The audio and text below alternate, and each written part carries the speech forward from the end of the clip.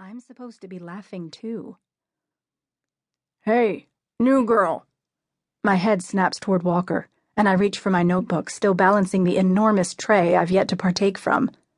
Renee, sensing opportunity, reaches for the Coke. Let me help you out with that, honey, he says, his face entirely too close to mine. He snorts 2 quick lines and passes the tray to George, barely looking at him. The room is eerily quiet as I scan the faces once more. We're in Walker's living room cum kitchen, the 6 of us arranged on his perfectly circular couch like numbers on a leather clock face. A round coffee table is at the center of the couch, and it holds the group's detritus. George's scotch glass and bottle of Dewar's, Renee's pack of Davidoffs, Claudia's Dunhill Blues, Devaney's Newports, Larry's Heineken, an enormous unsmoked joint, the aforementioned mermaid ashtray, a matching dolphin ashtray, my highball of wild turkey, Claudia's glass of red wine, Renee's Metaxa sidecar, which I helped him mix in an effort at chumminess, and Devaney's vodka and cranberry. The tray of Coke never really settles on the table. It just keeps getting passed around like it's crowd surfing at a Hole concert. The only way to get on and off the couch is by climbing over the back. The only person not on the couch is Walker, who is perched behind us on a bar stool tucked into a long counter.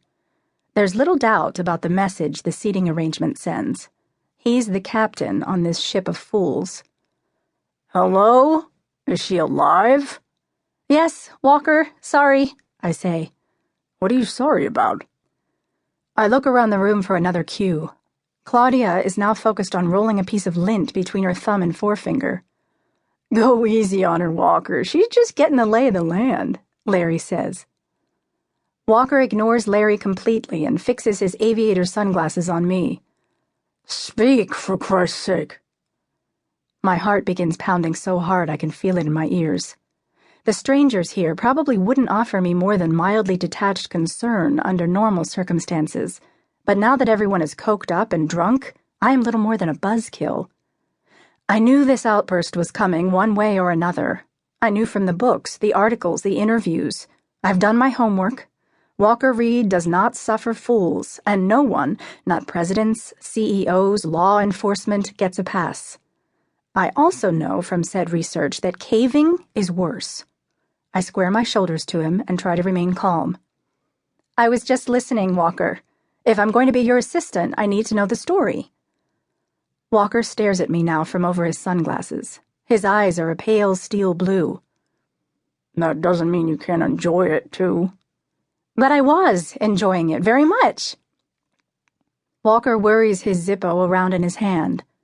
I can make out the skull and crossbones on the front of it every other turn. He grabs a Dunhill Red from the pack in front of him.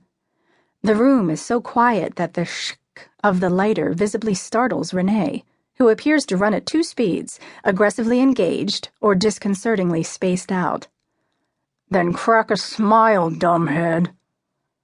George clears his throat and passes the tray of Coke to Claudia, who immediately passes it to Larry.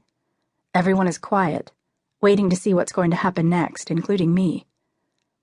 I'm not dumb, I stammer back, sounding far less convincing than I had hoped. Oh, that's right, Walker says. Alessandra here went to an Ivy League school. Devaney shifts uncomfortably on the couch. I can actually hear her teeth grinding. It says so right here, on her thin resume. Walker pulls a piece of paper from a folder on the counter in front of him, and I visibly recoil. I'm a year out of college. The last thing I want is a staged reading of my resume in front of this crowd. I thought it was great, I say. Which part? He blows a cloud of smoke directly in front of him, seemingly unaware that it wafts directly onto Devaney's head. In truth, I cannot recall a single coherent passage from what has just been read to me, and I briefly wonder what Superman at Birch Press is tasked with making this book readable. All of it, Walker. It's really funny. All right. What does it remind you of? Which of my works does it remind you of? He takes off his Tilly hat and sunglasses and downs the rest of his chivas in water. Without his signature armor, aviators and hat, he's suddenly transformed from iconic writer/drug-addled playboy to unexpectedly